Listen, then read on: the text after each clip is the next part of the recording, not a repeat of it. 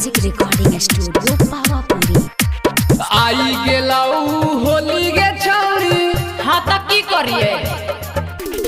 आई गेलाऊ होली गे छौरी, नहीं हटाऊ दूर के रंगावा डालाई लेगे पासवन अहीर से, रंगावा डालाई लेगे पासवन अहीर से। आईना में देखे रे छोड़ा अपन तस्वीर के, रंगवा न डलबै बर छोड़ा पासवन अहीर से, रंगवा न डलबै बर छोड़ा पासवन अहीर से। अरे समझनी रे मिक्स बाय राजा तूफानी।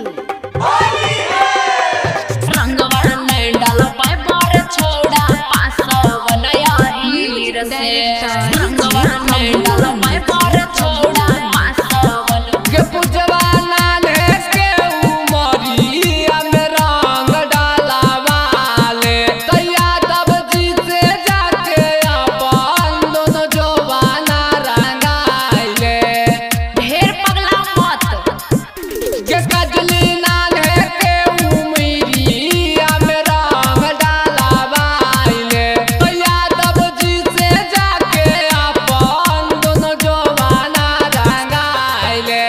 बता हमर जब मन भीगे छौरी, अच्छा बता हमर जब मन भीगे छौरी, बदल दे बहुत कदीर गे, रंगावा डालाई लेगे पासवन अहीर से, रंगावा डालाई लेगे पासवन अहीर से।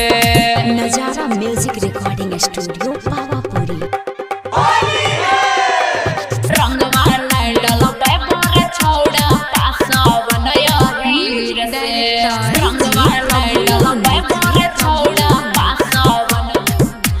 बतिया मान ले रे राइटर आरडी मत सटो भीड़ रे, मोरा बाली उमिरिया पर नय डलतै अहीर रे।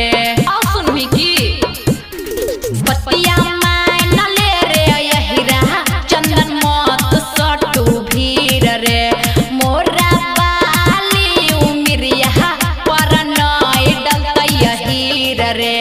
फूटल फूटानी छोड़े रे छौड़ा, फूटल फूटानी छोड़े रे छौड़ा, की बदल में तकदीर के, रंगवा न डाले बर छौड़ा पासवन अहीर से, रंगवा न डाले बर छौड़ा पासवन अहीर से। मान जो नजारा म्यूजिक रिकॉर्डिंग स्टूडियो पावा।